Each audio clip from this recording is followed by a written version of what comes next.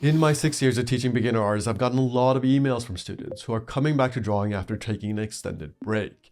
Many of these students judge themselves for not having drawn throughout their life. Many of these students feel ashamed because they didn't stick to their art practice. They feel like they're undisciplined. They feel like they abandoned their art practice in a way that is full of shame. And right off the bat, I want you to take note of that feeling if that exists within yourself. If you do feel yourself judging yourself for not sticking to drawing, and maybe you're judging yourself for not being motivated, maybe you're judging yourself for not being disciplined enough, I want you to just take a moment and realize that this is a very normal experience. I have tons of students who have this exact experience because life gets messy. You didn't quit drawing, you took a break from drawing because that is what you needed. That is where we need to start off. Do not judge yourself for taking a break. It is very normal. Yes, you didn't improve as much during that time. Yes, you didn't make as much progress in your art journey, but that is okay. That is what you needed in this moment. So let's just try to accept that. I know that can be hard to accept. I understand that maybe you're comparing yourself against peers that started drawing around the same time as you, or maybe peers who are way younger than you, and you're like, oh my God, if I stuck to my drawing practice, I would be better. Those thoughts are very natural, but take a moment and realize that your artistic journey is specific to you. If you needed to take a break, that is what you needed. And there's no need to judge that. Your creativity isn't less valid just because you took a break. Your creativity is a friend. It's a friend that's always going to be there for you. No matter how little you draw, if you draw once a year, that friend is still going to be there. It's a part of you. It's always going to be there. And yes, maybe it's a little bit sad that you didn't get to do as many drawings as you wanted to during a period of your life. But judging that isn't helpful. Just let that go. Let's just try to accept in this moment that like that is what you needed. And that is completely fine. It's completely natural. Imagine that you're a friend to yourself. What would you tell yourself in this moment? Be a friend to yourself. If one of your friends quit any of their hobbies for an extended period of time, and then they expressed to you that they felt guilty about it, what would you say? I recommend that you take a piece of paper right now and just write that out. Write out what you would say to your friend. And then once you have that written out, say it to yourself. Just read it out loud. And then every time you have these thoughts, just read out loud again and again and again until some of that shame subsides, until some of those feelings just subside and you realize that your artistic practice is valid. You do not have to be an advanced artist. You do not need to be an industry artist for your art practice to be valid. I know it can be tempting to believe that your art practice is smaller than bigger artists, than advanced artists, just because you're earlier in the journey. But guess what? All art practices are as valid as they are. Like there is no increasing the validity of your art practice. Yes, you wouldn't make as much money, right? Like you're not going to make as much money off your art if you don't do as much art, but it's not about money. It's not about social status. It's about expressing the creativity that's within you and being with that friend, being with the friend within you, right? That energy, tapping into the flow of that. And that is always going to be available to you regardless of how long of a break you take. Now, how do you get back into drawing? What I would recommend that you do is just start off small. Instead of trying to jump from drawing 0 days a month to 30 days a month, just start drawing a little bit here and there, 5 minutes here and there. Just take a post-it note and put it somewhere where you have like your coffee or whatever, and just do small doodles. In this phase, this early phase of learning how to draw again, we just want to take off all expectations. Do not try to do long, extended drawing sessions unless that's available to you. If you are able to do that, obviously that is helpful, but I would start with the smallest thing possible. Maybe a small post-it note. Maybe you have a little small sketchbook that you have with you, and then during your lunch break, you just do a doodle.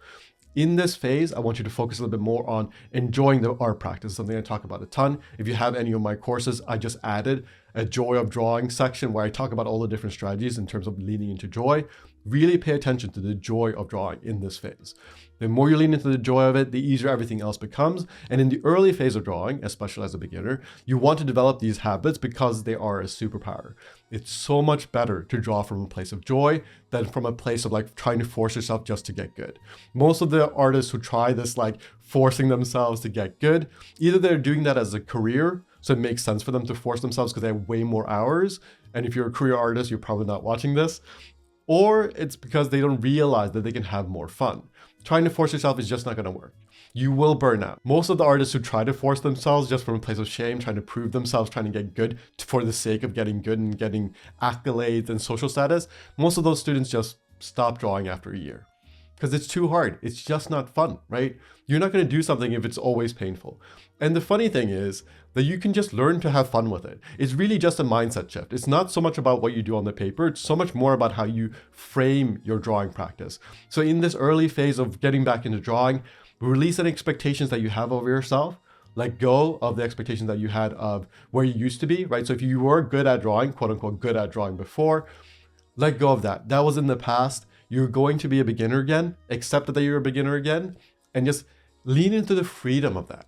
I know that that can be painful. It can be painful to realize that you lost all the skill that you used to have, but put that aside.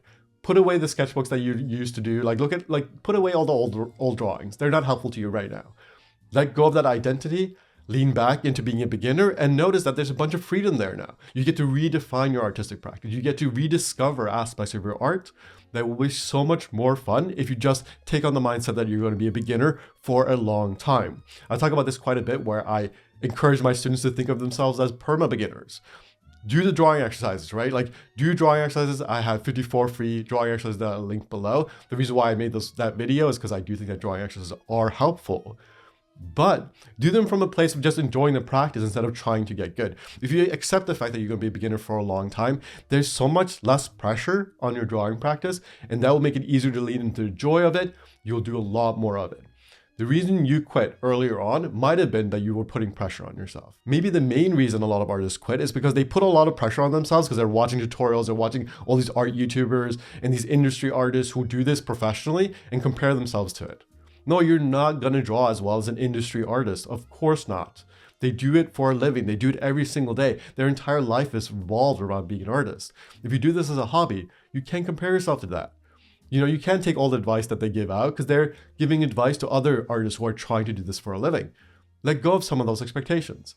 The reason you quit might have been that you were putting that pressure on yourself, and suddenly you lost the sight of how fun it actually is. You lost sight of, this is my friend. We don't have to be gritty about this. We don't have to work hard all the time.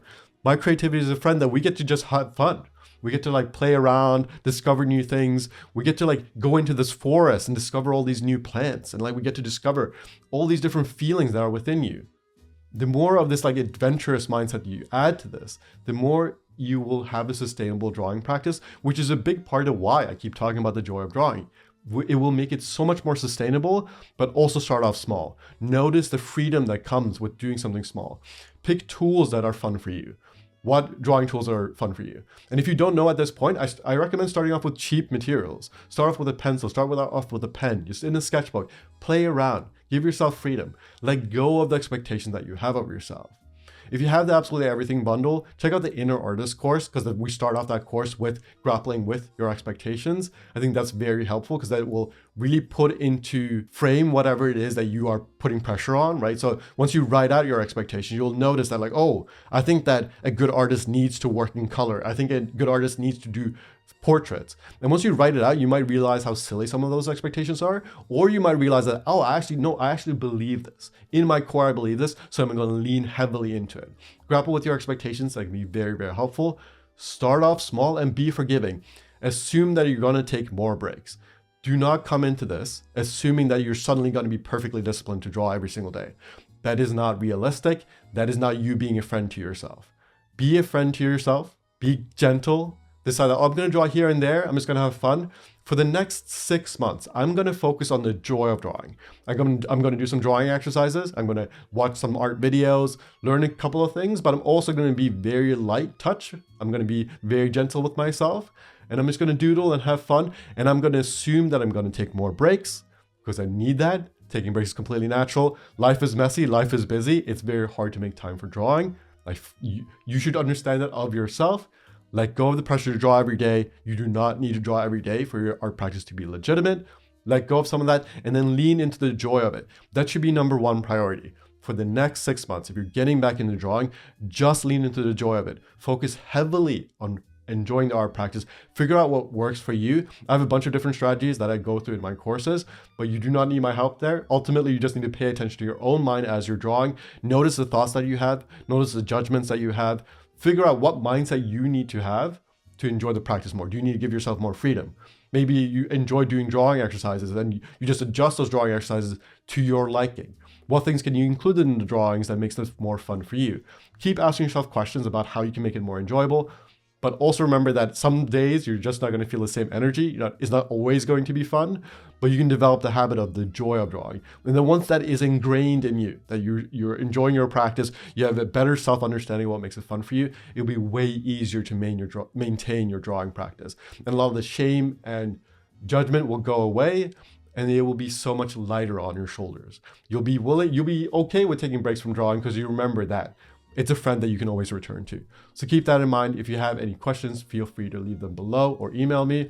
If you are someone who's getting back into drawing, welcome back. Drawing is supposed to be fun, and don't let anyone convince you otherwise. Yes, wanting to improve is natural, but remember, lean into the joy. And then when you are ready, I'll see you in the Absolutely Everything bundle that will be linked below.